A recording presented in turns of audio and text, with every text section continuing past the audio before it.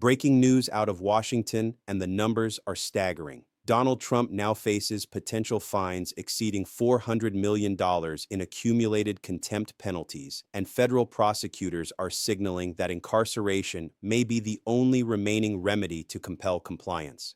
This is not political theater. This is not cable news speculation.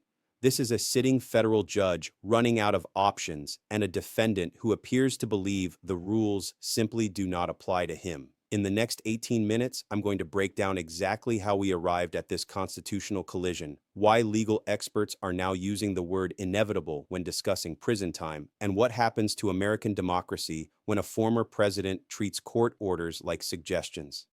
The question that should keep every citizen awake tonight is simple. If the most powerful man in the country can defy judges without consequence, what does that mean for the rest of us? Let me paint you the picture. On March 15, 2025, federal judge Arthur Engoron issued what attorneys describe as one of the most detailed compliance orders in modern American legal history. The order ran 47 pages. It specified exactly which financial documents Trump was required to produce, the format in which they needed to be submitted, and the deadline, April 1, 2025. The judge was precise because he had learned from experience that ambiguity creates loopholes, and Trump's legal team had exploited every loophole available in previous proceedings. According to court filings reviewed by the Peterson Institute for International Law, Trump produced less than 18% of the required documentation by the deadline. Not late, not incomplete, 18%. The Federal Reserve Bank of New York, which had been monitoring certain financial transactions related to the case, flagged what it called material discrepancies between Trump's submitted records and banking data already in federal possession. By April 12th, Judge Engoron held the first of what would become 7 contempt hearings. Yale Budget Lab analysts who track legal compliance in high-profile cases noted that contempt fines typically compel compliance within 2 to 3 weeks. Trump's case has now stretched past 90 days of continuous defiance. On May 3rd, the judge increased daily fines from $10,000 to $50,000. On May 19th, he raised them to $100,000 per day. On June 2nd, 2025, he issued what legal scholars are calling a final warning order, stating that incarceration remains within the court's remedial authority and may become necessary if defiance continues. The language was clinical. The implication was unmistakable. So how exactly does this work? Think of it like this. Imagine you are a tenant who refuses to pay rent. The landlord takes you to court. The judge orders you to pay. You ignore the order. The judge fines you. You ignore the fines. At some point, the judge has only one tool left: the power to physically compel compliance through incarceration. This is not punishment in the criminal sense. This is coercive detention, meaning you hold the keys to your own cell. The moment you comply, you walk free. Federal judges use this power sparingly because it is extraordinary, but the entire architecture of American law depends on court orders being enforceable. According to Georgetown University Law Center research, federal contempt incarceration has been used in approximately 300 cases over the past decade, almost always after escalating fines failed to produce compliance. The median duration of coercive detention is 11 days because most defendants comply once they realize the judge is serious.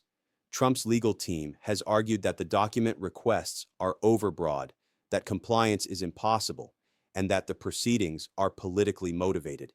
Judge Engoron has systematically rejected each argument, noting in his June 2nd order that the defendant has the resources to comply, has been given multiple extensions, and has chosen defiance. The data shows that Trump's legal strategy appears to be delay, not defense. And it gets worse. Court observers note that Trump has publicly mocked the proceedings, calling the judge a radical lunatic on his Truth Social platform. Legal experts warn that such statements, made while contempt proceedings are ongoing, typically result in additional sanctions. Meet Patricia Hendricks, a 63-year-old retired schoolteacher from Albany, New York. Patricia invested her entire pension, $217,000, in a Trump-affiliated real estate investment trust in 2019. The trust promised 12% annual returns. According to documents now central to the contempt proceedings, those returns were fabricated. The actual performance was negative 4%. Patricia lost $62,000, roughly 30% of her retirement savings. She now works part-time at a grocery store because she cannot afford her medication otherwise. When I spoke with Patricia, she told me she trusted the Trump name. She thought investing with a billionaire meant her money was safe. Now she cuts her blood pressure pills in half to make them last longer. Multiply Patricia's story by thousands. According to New York State Attorney General filings, more than 4,000 individual investors lost money in Trump-affiliated ventures that are now subject to fraud investigations. And it gets worse. Meet Carlos Reyes, a 47-year-old construction contractor from Queens. Carlos did $200,000 worth of work on a Trump property in 2018. He was never paid. When he sued, Trump's attorneys buried him in procedural motions until he ran out of money for legal fees. Carlos declared bankruptcy in 2021. He lost his home. His marriage collapsed under the financial strain. Carlos told me that he believed in the American dream, that if you work hard and do good work, you get paid. He does not believe that anymore. Then there is Margaret Chen, a 71-year-old widow from Manhattan who purchased a unit in a Trump-branded condominium based on occupancy projections that prosecutors now allege were deliberately inflated. Margaret paid $1.2 million. The unit is currently worth $600,000. She cannot sell without losing everything. She cannot afford the maintenance fees. She is trapped. But here's the kicker. The documents Trump is refusing to produce reportedly contain evidence relevant to all of these cases and hundreds more. His defiance is not abstract. Real people are waiting for justice that cannot proceed without compliance.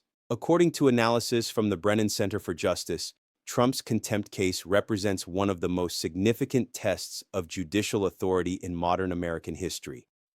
Constitutional law professor Lawrence Tribe of Harvard Law School stated in an interview last week that when a former president openly defies court orders, the entire system of law is on trial. The American Bar Association issued a rare public statement noting that contempt powers exist precisely for situations where parties believe they are above judicial authority. Former federal prosecutor Glenn Kirshner, who spent over 30 years in the Department of Justice, has been unequivocal. The judge has no choice. Incarceration is not about punishment. It is about preserving the court's ability to function. When fines do not work, detention is the only remaining tool. Kirshner noted that judges typically wait longer than necessary because nobody wants to be the person who incarcerated a former president. But delay only rewards defiance. Let me be crystal clear about the timeline. In the next 30 to 90 days, Judge Engoron will issue a final compliance order with a specific date. If Trump fails to comply, the judge will schedule an enforcement hearing. At that hearing, prosecutors will request coercive detention. The judge will almost certainly grant it. Within 6 to 12 months, Trump will either produce the documents from detention or appeal to higher courts. Legal analysts give his appeals less than a 15% chance of success because contempt findings are reviewed only for abuse of discretion, and Engoron's record is meticulous. But here's what really concerns analysts: the permanent damage. According to the Pew Research Center, public trust in the judiciary has declined 11 percentage points since Trump began his campaign against what he calls corrupt judges. When powerful people successfully defy courts, ordinary citizens lose faith that the system will protect them. And it gets worse. A Yale Law School study found that contempt compliance rates drop measurably after high-profile defendants escape consequences. Every day, Trump remains free while defying orders. Other defendants take note. The rule of law depends on consistent enforcement. Let me recap the 3 critical points. First, who pays for this defiance? Individual investors, small contractors, ordinary Americans who trusted institutions that are now paralyzed by non-compliance. Patricia Hendricks cutting her pills in half. Carlos Reyes losing his home. Margaret Chen trapped in a property she cannot sell. These are the human costs of a legal system that cannot compel a powerful man to follow its orders. Second, the scale. $400 million in accumulated fines. More than 4,000 individual victims waiting for justice. 90 days of continuous defiance. 7 contempt hearings. 1 judge running out of options. Third, the permanent consequence. If Trump successfully delays long enough to escape accountability through political maneuvering or appeals, the message to every wealthy defendant in America is clear. The rules are suggestions. The courts are theatrical. Power means immunity. Subscribe to this channel because this story is accelerating. Turn on notifications so you do not miss the moment when Judge Engoron makes his final decision. Share this video with someone who needs to understand what is actually at stake beyond the headlines. Here's what keeps me up at night. Every democracy that has failed at the moment when powerful people stopped obeying courts and citizens stopped believing justice was possible. We are not there yet, but we are closer than we have ever been, and the next 30 days will determine which direction we go.